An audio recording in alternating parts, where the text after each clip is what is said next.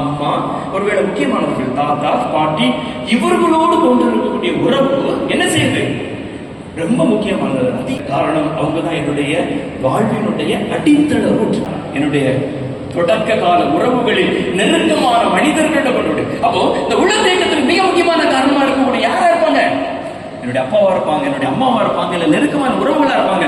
அவங்களை நான் சரி செய்யல அப்படின்னா இன்றைக்கு நான் யார்கிட்ட நான் கோபப்படுறேனோ அந்த கோபத்திற்கான பின்னணி எங்க இருந்தாலும் என்னுடைய வளர்ச்சி வரலாற்றில் மிக முக்கியமாக என்னை காயப்படுத்தியும் எனக்கு யாராவது ரொம்ப ஒரு தூண்டுதலோ அவர்களுடைய சில செயல்பாடுகள் எனக்கு எதிர்மறையான தாக்கத்தை ஏற்படுச்சுன்னா அவங்களை பற்றிய உணர்வுகள், அவங்களை பிரதிபலிக்கக்கூடிய உணர்வுகள் யாரா இருந்தாலும் வெளிப்பட்டு. உள பகுப்பாய்வு நலமுறை வாழ்க்கையில் இன்று சந்திக்கும் அன்றாட சிக்கல்களுக்கு ஆரம்ப காலத்தில் ஏற்பட்ட ஆழ்மன உள தேக்கங்களே முக்கிய பங்காற்றுகின்றன. குழந்தை பருவத்தில் ஏற்படும் இந்த தேக்கங்கள் மனதில் ஆழமாக பதிந்து நிகழ்காலத்தில் தொடர்ந்து தாக்கத்தை ஏற்படுத்துகின்றன. இதனை புரிந்து கொள்ளவும் சுய விழிப்புணர்வு பெறவும் இந்த உள பகுப்பாய்வு நலமுறை வழிகாட்டுகிறது. உள பகுப்பாய்வு நலமுறையை உருவாக்கியவர் சிக்மண்ட் ஃப்ராய்டு.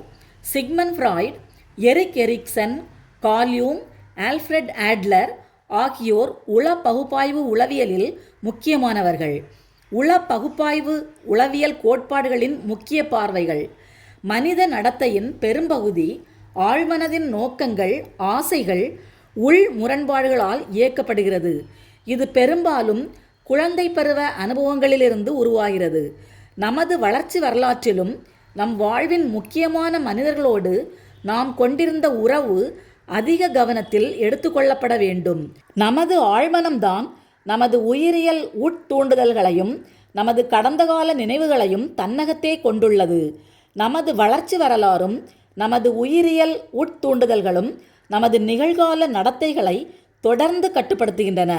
மனதின் அமைப்பு பற்றிய கோட்பாடு: மனம் கடலில் மிதக்கும் பெரிய பனிக்கட்டி மலையை போன்றது என ஃப்ராய்டு கருதுகிறார்.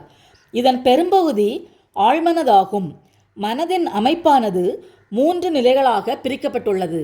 அவை விழிப்பு மனம் அல்லது வெளிமனம், குறை விழிப்பு மனம் அல்லது அடிமனம் மற்றும் ஆழ்மனம். வெளிமனம் அல்லது விழிப்பு மனம் நம் நிகழ்காலத்தில் விழிப்போடு சந்திப்பவை, அனுபவிப்பவை அனைத்தையும் வெளிமனம் உள்ளடக்கும். இது ஒரு நீரோடை போல தொடர்ந்து மாறிக்கொண்டும் மறைந்து கொண்டும் புதியன தோன்றிக்கொண்டும் இருக்கின்றது. உள்மனம் அல்லது குறை விழிப்பு மனம் இது நிகழ்காலத்தில் நம் விழிப்பில் இல்லை என்றாலும் நாம் முயற்சி எடுத்தால் விழிப்புக்கு கொண்டு வரலாம். ஆழ்மனம் பகுத்தறிவுக்கு ஒவ்வாத ஆசைகள், வெட்கத்துக்குரிய நாட்டங்கள், சமூகத்தால் ஏற்றுக்கொள்ளப்படாத பாலுறவு ஆசைகள், பயங்கள், வன்முறை உணர்ச்சிகள், பதட்டம் தரும் சிந்தனைகள் முதலியவை ஆழ்மனத்தின் உள்ளடக்கம்.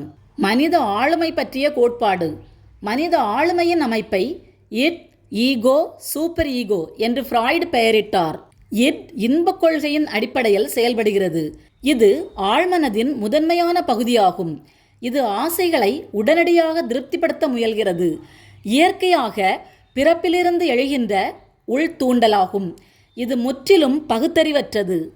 Ego is the I of our personality and the centre of self. இது யதார்த்த கொள்கையுடையது. பகுத்தறிவு விழிப்புணர்வுடைய பகுதி. 2 முதல் 3 வயதில் உருவாகிறது. இட் குழந்தை போல அடம்பிடித்து நினைத்ததை அடைய ஆசைப்படும். சூப்பர் ஈகோ சமூக ரீதியாக ஏற்றுக்கொள்ளக்கூடிய நடத்தையை மட்டும் அனுமதிக்கும். இவை இரண்டிற்கும் இடையே உருவாகும் உள் மோதல்களை சமரசம் செய்யும் மனதின் பகுதிதான் ஈகோ. சூப்பர் ஈகோ மனதின் அறநெறி ஒழுக்க கொள்கையின் அடிப்படையில் செயல்படுகிறது. பாரம்பரியம், சமயம், சமூக ஒழுங்குகள் இதன் அடிப்படையாக இருக்கின்றன. சூப்பர் ஈகோ என்பது சமூக விதிகள் மற்றும் பெற்றோரின் வழிகாட்டுதலை உள்வாங்கும் மனதின் பகுதியாகும். இது நமக்குள் இருக்கும் ஓர் மனசாட்சி எனலாம். உள பகுப்பாய்வு நலமுறையின் சிறப்புத்தன்மை மற்றும் தனி கவனம்: இந்த உளநலமுறை உதவி பெறுபவரின் உளத்தேக்கம், அவரது நிகழ்கால நடத்தையில் ஏற்படுத்தும் தாக்கத்தை பற்றிய விழிப்புணர்வை அவருக்கு கொடுப்பதில் தனி கவனம் செலுத்துகிறது. உளத்தேக்கத்தின் தோற்றம்: வாழ்க்கை ஒரு போராட்டம். இது ஃப்ராய்டுவின் அடிப்படை தத்துவம். இது உட்தூண்டல்களுக்கும் சமூக விதிகளுக்கும் இடையில் உள்ள ஒரு இழுபறி சமரசம் என்பதாகும். இந்த போராட்டத்தில்தான் உளத்தேக்கம் உருவாகிறது. எடுத்துக்காட்டாக உடனடி திருப்தியை கோருகிறது. சூப்பர் ஈகோ ஒழுக்க கட்டுப்பாடுகளை விதிக்கிறது. ஈகோ சமரசம் செய்கிறது. இந்த உள்மோதல் காரணமாக உளத்தேக்கம் உருவாகிறது. ஃப்ராய்டின் உள வளர்ச்சி நிலைகள் அடிப்படையில் ஒவ்வொரு வளர்ச்சி பருவத்திலும் குழந்தை தன் பெற்றோர் சூழ்நிலையிடமிருந்து போதுமான அளவுக்கு உட்தூண்டுதல்களில் திருப்தி பெற வேண்டும். குழந்தையின் வளர்ச்சி பருவங்கள்: வாயின்ப பருவம் பிறந்தது முதல் 2 வயது வரை, ஆசனவாய் என்ப பருவம் 1 முதல் 3 வயது, குறியின்ப பருவம் 3 முதல் 5 வயது, உள்ளுறை என்ப பருவம் 5 முதல் 12 வயது, பாலின்ப பருவம் 13 முதல் 20 வயது. வாயின்ப பருவத்தில் பசி என்ற உட்தூண்டுதல் ஏற்படுகிறது. தாய் குழந்தைக்கு பாலூட்டி திருப்திப்படுத்துகிறாள். வளர்ச்சி பருவத்தில் உட்தூண்டுதல்களின் திருப்தி குறைவாகும் போது வளர்ச்சியில் தேக்கம், உளத்தேக்கம் ஏற்படுகிறது. உளத்தேக்கத்தின் வெளிப்பாடுகள்: உள பாதுகாப்பு கவசங்கள் என்பது ஏற்றுக்கொள்ள முடியாத எண்ணங்கள், உணர்வுகள் அல்லது ஆசைகளிலிருந்து எழும் கவலை, பயம், குற்ற உணர்வு அல்லது மோதல்களிலிருந்து தனி நபரை பாதுகாக்க ஈகோவால் பயன்படுத்தப்படும் ஆழ்மனது உத்திகள் ஆகும். அடக்குமுறை: தேவையற்ற எண்ணங்கள், உணர்வுகள் அல்லது நினைவுகளை ஆழ்மனதில் அடக்குவது. எடுத்துக்காட்டாக, ஒருவர் ஒரு அதிர்ச்சிகரமான சம்பவத்தின் நினைவுகளை ஆழ்மனதில் அடக்கலாம். மறுப்பு: வேதனையான உண்மைகளை ஒப்புக்கொள்ளவோ ஏற்றுக்கொள்ளவோ மறுப்பது. உதாரணம்: ஒருவருக்கு கடுமையான நோய் இருப்பதாக கூறப்பட்டாலும் அவர் நோயறிதலை நம்ப மறுக்கிறார். ஏற்றி கூறுதல்: ஒருவரின் ஏற்றுக்கொள்ள முடியாத எண்ணங்கள், உணர்வுகள் அல்லது நடத்தைகளை வேறொரு நபரின் மேல் திணித்து அந்த நபரை பிரச்சனையில் இருப்பவர் போல் காட்டுதல். உதாரணமாக, நண்பன் மேல் பொறாமை கொண்ட ஒரு நபர் தன் நண்பன் பொறாமைப்படுவதாக குற்றம் சாட்டுதல். இடப்பெயர்ச்சி: எங்கு குறைவான அச்சுறுத்தல் இருக்கிறதோ அந்த இலக்கை நோக்கி உணர்ச்சிகளையோ செயல்களையோ திருப்பிவிடுதல். எடுத்துக்காட்டாக, முதலாளி மீது உள்ள கோபத்தை குடும்பத்தினரிடம் காட்டுதல். உணர்ச்சி மடைமாற்றம்: சமூக ரீதியாக ஏற்றுக்கொள்ள முடியாத தூண்டுதல்களை ஏற்றுக்கொள்ளத்தக்க வழிகளில் வெளிப்படுத்துவது. உதாரணமாக, தனது கோபத்தை கவிதையில் எழுதுவது அல்லது ஓவியத்தில் வரைவது. பகுத்தறிவு: ஏற்றுக்கொள்ள முடியாத நடத்தை அல்லது உணர்வுகளுக்கு தர்க்கரீதியான ஆனால் உண்மையற்ற விளக்கங்களை உருவாக்குதல். உதாரணமாக, போதை நோயாளி மன அழுத்தத்தை குறைக்க போதைக்கு அடிமையானதாக கூறுதல். பின்னடைவு: மன அழுத்தம் அல்லது பதட்டத்தை சமாளிக்க முந்தைய வளர்ச்சி கட்டத்தின் வழக்கமான நடத்தைகளுக்கு திரும்புதல். மன அழுத்த நேரங்களில் நகம் கடித்தல் பின்னடைவுக்கு எடுத்துக்காட்டாகும். எதிர்வினை உருவாக்கம்: ஒருவரின் ஏற்றுக்கொள்ள முடியாத ஆசைகள் அல்லது உணர்வுகளுக்கு எதிரான வழியில் செயல்படுவது. எடுத்துக்காட்டாக, ஒருவரை பிடிக்காத மற்றொருவர் தன் உண்மையான உணர்வுகளை மறைப்பதற்காக அந்த நபரிடம் அதிகமாக நட்பாக இருக்கலாம். அடையாளம்: பதற்றத்தை குறைக்க அல்லது சுயமரியாதையை அதிகரிக்க வேறொருவரின் நடத்தைகள் அல்லது பண்புகளை பின்பற்றுவது. உதாரணமாக, ஒரு குழந்தை தனக்கு விருப்பமான ஒரு ஆசிரியரின் நடத்தைகளை பின்பற்றலாம். செயல் தவிர்த்தல்: ஏற்றுக்கொள்ள முடியாத நடவடிக்கை அல்லது சிந்தனையை ஈடு செய்யும் நடத்தையில் ஈடுபடுவதன் மூலம் நடுநிலையாக்க முயற்சிப்பது. உதாரணமாக, ஒருவர் முரட்டுத்தனமான கருத்தை வெளிப்படுத்திய பிறகு தாழ்மையாக மன்னிப்பு கேட்கலாம். இழப்பீடு: ஒரு குறைபாட்டை மறைக்க மற்றொன்றில் சாதிப்பது.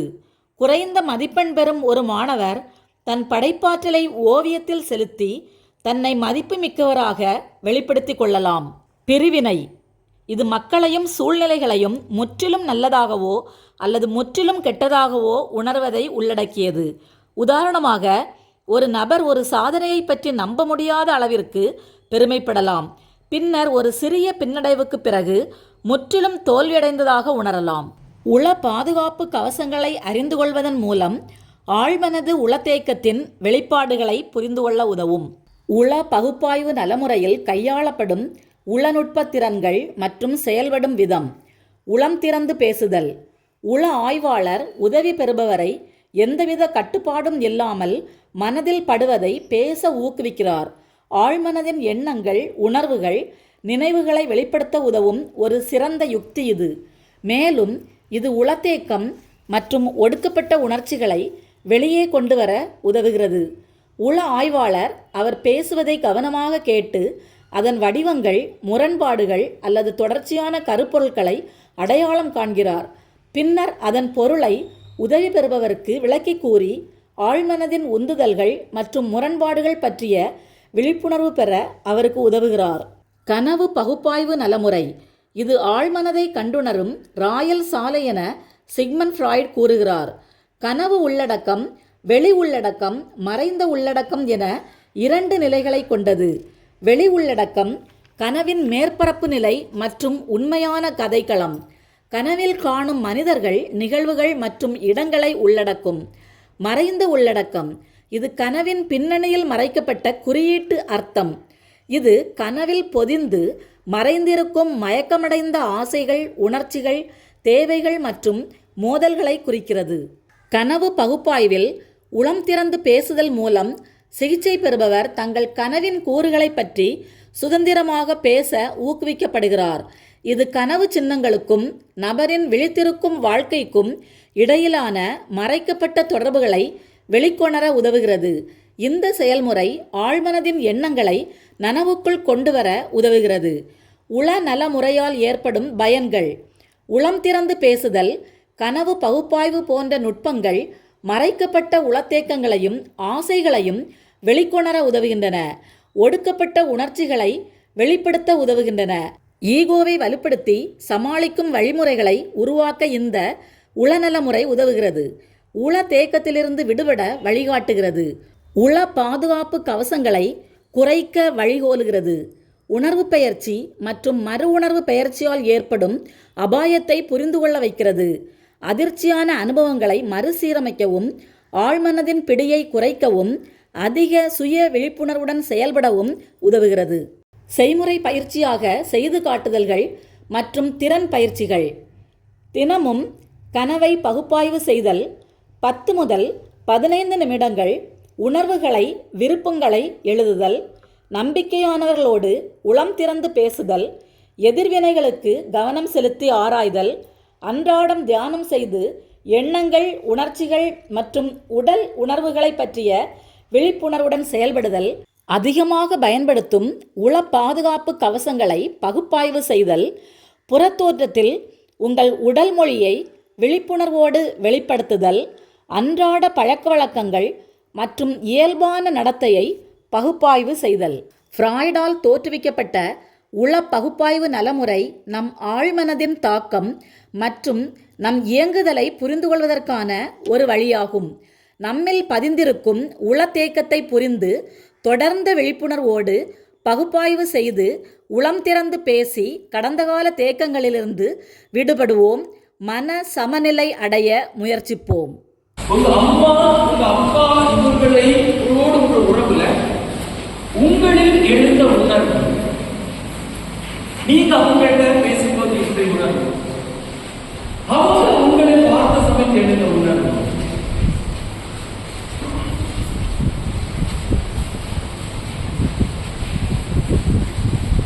அடிக்கடி உங்களை பற்றி அவர்கள் சொல்லுகின்ற சில வார்த்தைகள். சின்ன வயசுல நடந்த விஷயங்கள் எல்லாம் நினைவுக்கு கொண்டு வர முடியாதுங்கிறது என்னுடைய எண்ணம். சின்ன வயசுல உள்ளதெல்லாம் மறந்துடுவோம். இப்போ எல்லாம் இன்றைக்கு அவர் தந்த அந்த மெதுவாக நடந்து ஃப்ரீயாக நடந்து எக்ஸசைஸில் சின்ன வயசில் நடந்த நிகழ்வுகளை மனதில் கொண்டு வர முடிஞ்சது, அதை ஷேர் பண்ண முடிஞ்சது. அது வர ஆரம்பித்த பிறகு ஒன்றுன்னா நிறைய வர ஆரம்பிக்குது. இது சாத்தியம் என்பதை இன்னைக்கு தான் புரிந்து